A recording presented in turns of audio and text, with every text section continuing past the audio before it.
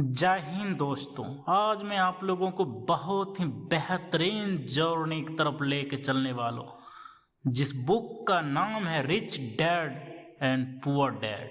तो ध्यान से सुनिए, मैं आपको पूरी कहानी सुनाने वाला हूँ rich dad and poor dad की।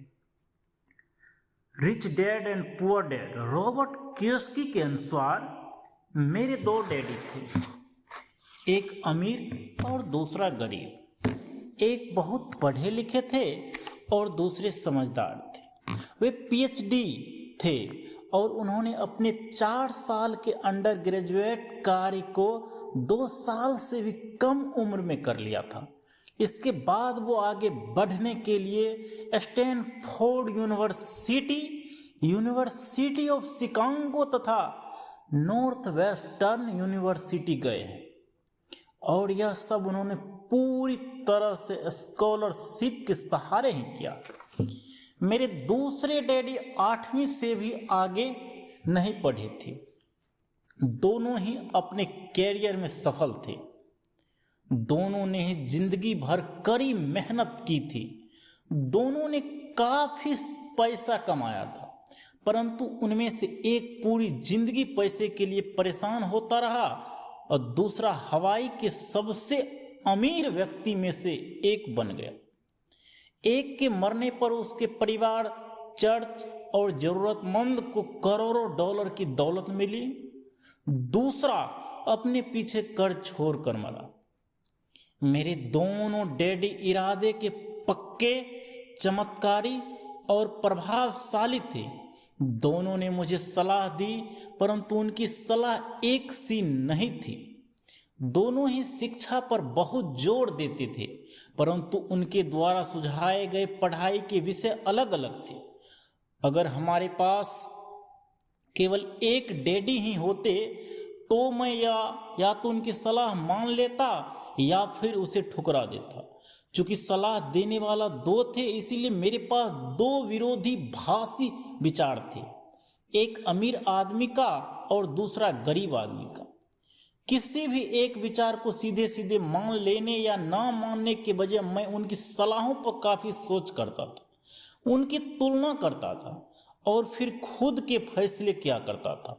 समस्या यह थी कि मेरे डैडी अभी अमीर नहीं थे और गरीब डैडी अभी गरीब नहीं थे।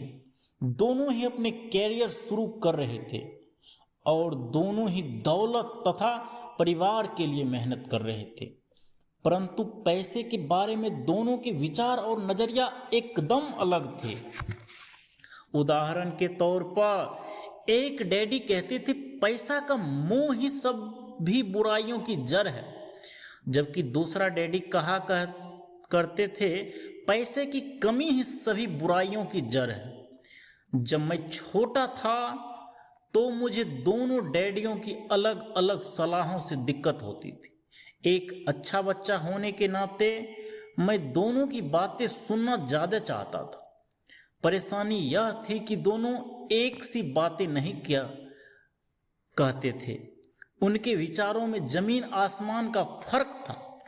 खासकर पैसे के मामले में मैं काफी लंबे समय तक यह सोचा करता था कि उनमें से किसी ने कहा, क्यों कहा और उसका परिणाम क्या होगा। मेरा बहुत सा समय सोच विचार में ही गुजर जाता था।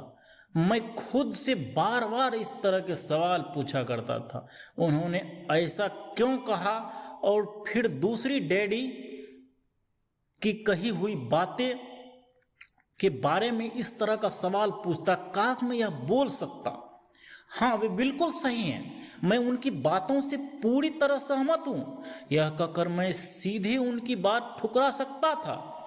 बुढ़े को यह नहीं पता कि यह कह रहा है, यह क्या कह रहा। चूंकि दोनों ही मुझे प्यारे थे, इसीलिए मुझे खुद की सोचने पर मजबूर होना पड़ा।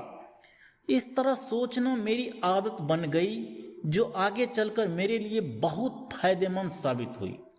अगर मैं एक तरह से सोच पाता तो यह मेरे लिए फायदेमंद नहीं होता। काश धन दौलत का विषय स्कूल में नहीं बल्कि घर पर पढ़ाया जाता है। शायद इसीलिए अमीर लोग और ज़्यादा अमीर होते जाते हैं, जबकि गरीब और ज़्यादा गरीब होते जाते हैं, और मध्य वर्ग कर्ज में डूबा रहता है। हम में से ज़्यादातर लोग पैसे के बारे में अपने माता पिता से सीखते हैं। कोई गरीब पिता अपने बच्चों को पैसे के बारे में क्या सिखा सकता है? वह सिर्फ इतना ही कह सकता है कि स्कूल जाओ और मेहनत से पढ़ो। हो सकता है वह बच्चा अच्छे नंबरों से स्कूल कॉलेज पढ़ाई पूरी कर ले, फिर पैसे के मामले में उसकी मानसिकता और उसका सोचने का ढंग एक गरीब आदमी जैसा ही बना रहेगा। यह सब उसने तब सीखा था जब वह छोटा बच्चा था। धन का विषय स्कूलों में नहीं पढ़ाया जाता है। स्कूल में शैक्षणिक और व्यावसायिक निपुणता और जोर दिया जाता है, न कि धन संबंधी निपुणता पर। इससे यह साफ हो जाता है कि जिन smart banker, doctor, account school में अच्छे नंबर आते हैं, वे जिंदगी भर पैसे के लिए संघर्ष किया करते हैं। हमारे देश में जो भी भारी कर्ज लदा हुआ है वह काफी हद तक उन उच्च शिक्षित राजनेताओं और सरकारी अधिकारियों के कारण है जो आर्थिक नीतियां बनाते हैं। और मजे की बात यह है कि वे धन के बारे में बहुत कम जानते हैं। मैं अक्सर नई सदी में आने वाले समस्याओं के बारे में सोचता हूँ।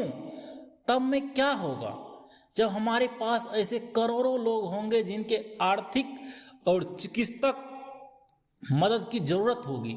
धन संबंधी मदद के लिए या तो अपने परिवार पर या फिर सरकार पर निर्भर होंगे। क्या होगा जब मेडिकेयर और सोशल सिक्योरिटी के पास पैसा खत्म हो जाएगा? किस तरह कोई देश तरक्की कर पाएगा? अगर पैसे के बारे में पढ़ाई की जिम्मेदारी माता पिता के ऊपर छोड़ दी जाएगी तो जिनमें से ज़्यादातर गरीब हैं या गरीब होंगे। चूंकि मेरे पास दो प्रभावशाली डैडी थे, इसीलिए मैंने दोनों से ही सीखा। मुझे दोनों की सलाह पर सोचना पड़ता था। इस तरह से सोचते सोचते मैंने यह भी जान लिया किसी व्यक्ति के विचार उसकी जिंदगी पर कितना जबरदस्त प्रभाव डाल सकते हैं। उदाहरण के तौर पर एक डैडी को यह कहने की आदत थी कि मैं इसे नहीं खरीद सकता। दूसरे डैडी इन शब्दों के इस्तेमाल से चिढ़ते थे। वे जोर देकर कहा करते थे कि मुझे इसके बजाय यह कहना चाहिए कि मैं इसे कैसे खरीद सकता हूँ। पहला वाक्य नकारात्मक है और दूसरा प्रश्नवाचक है। एक में बात खत्म हो जाती है और दूसरे में आप सोचने के लिए मजबूर हो जाते हैं। मेरे जल्द ही अमीर बनने वाले डैडी ने मुझे समझाया कि जब हम कहते हैं कि मैं इसे नहीं खरीद सकता तो हमारा दिमाग काम करना बंद कर देता है। इसके बजाय जब हम यह सवाल पूछते हैं मैं इसे कैसे खरीद सकता हूँ, तो हमारा दिमाग काम करने लगता है। उनका यह मतलब नहीं था कि आपका जिस चीज़ पर दिल आ जाए उसे खरीद ही ले, क्योंकि उनके ख्याल से दिमाग दुनिया का सबसे ताकतवर कंप्यूटर है। मेरा दिमाग हर रोज तेज होता जाता क्योंकि मैं इसकी कसरत करता रहता हूँ। यह जितना तेज होता जाता है मैं इसकी मदद से उतना ही ज़्यादा पैसा कमा सकता हूँ। उनका मानना था कि मैं इसे नहीं खरीद सकता कहना दिमागी आलस की पहचान है। हालांकि दोनों ही डैडी अपने काम में कड़ी मेहनत करते थे, परंतु मैंने देखा कि पैसे के मामले में एक डैडी की आदत यह थी कि वे अपने दिमाग को सुला लेते थे और दूसरी डैडी वे अपने दिमाग को लगातार कसरत करवाते रहते थे।